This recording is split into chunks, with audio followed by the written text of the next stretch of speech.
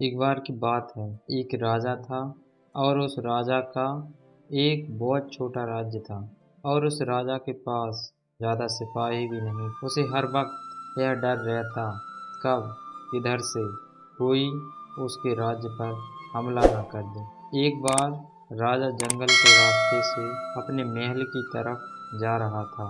तभी जंगल में से एक बड़े से पेड़ के नीचे एक बुजुर्ग आदमी बैठे हुए दिखते हैं, जो बहुत ही ज्ञानी थे और सारे गांव वाले उनसे हर चीज की राय लेते थे। राजा अपने घोड़े से उतरकर उन बुजुर्ग आदमी के पास जाता है और उनसे कहता है, या आप मुझे कोई ऐसा ताबीज दे दीजिए जो मुझे बुरे वक्त से बचा कर रखे। यह सुनने के बाद उन बुजुर्ग आदमी ने राजा की तरफ मुस्कुराते हुए देखा और कहा कि मैं तुम्हें ऐसा कोई ताबीज या कोई ऐसी चीज नहीं दे सकता जो तुम्हें बुरे वक्त से बचा कर रखे, लेकिन मैं तुम्हें एक ऐसा ताबीज दे सकता हूँ कि जब तुम पर कोई मुसीबत या बुरा वक्त आए तो ताबीज को खोलने के बाद वह ताबीज तुम्हें मुसीबत से लड़ने में मदद कर सकती है। लेकिन याद रखना,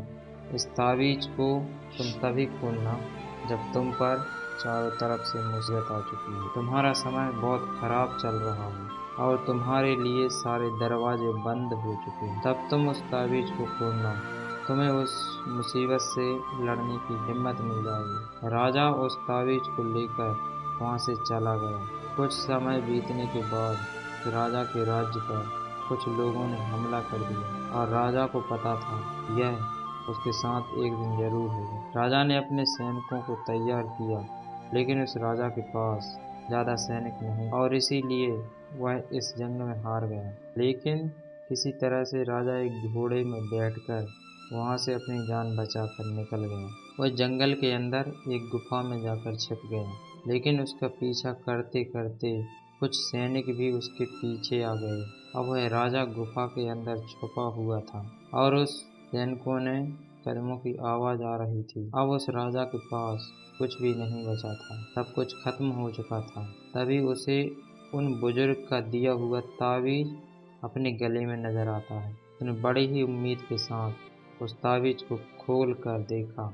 उस ताबीज के अंदर उसे एक चिट्ठी दिखी जिस पर लिखा हुआ था, यह वक्त भी गुजर जाएगा। यह पढ़कर राजा को कुछ समझ नहीं आ रहा था और जब उसने फिर से उस लाइन को ध्यान से पढ़ा और उसे समझा तो राजा के चेहरे पर एक मुस्कान आ गई। मान लो उसे कोई सहारा मिल गया है। और फिर उस राजा ने एक गहरी सांस ली और उसने उन सैनिकों का मुकाबला किया और वहां से बचकर निकला और दूसरे मुल्क में जाकर फिर से उसे राजा ने अपनी सल्तनत कायम की। दोस्तों, कहने को तो यह बहुत ही छोटा है, यह वक्त भी गुजर जाएगा, लेकिन इसके अंदर बहुत ही डीप मीनिंग का हुआ है। और जब भी आप कोई मुसीबत में फंस चुके हो, बहुत परेशानी है, चाहे आप पर बहुत सारा कर्ज हो चुका हो, आपके पास काम नहीं है और आप मेहनत कर रहे हो लेकिन आपको उसका फल नहीं मिल रहा और आपको कोई रास्ता नजर नहीं आ रहा, तब यह लाइन खुद को बोल कर देखना,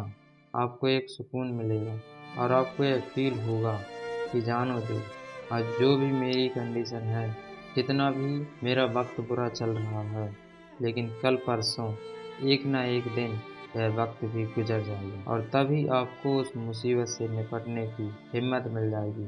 और वह कहते हैं ना, जब आपका अच्छा समय चल रहा हो तो उस टाइम का शुक्र करो और जब आपका बुरा समय चल रहा हो तो उस टाइम पर सब्र करो।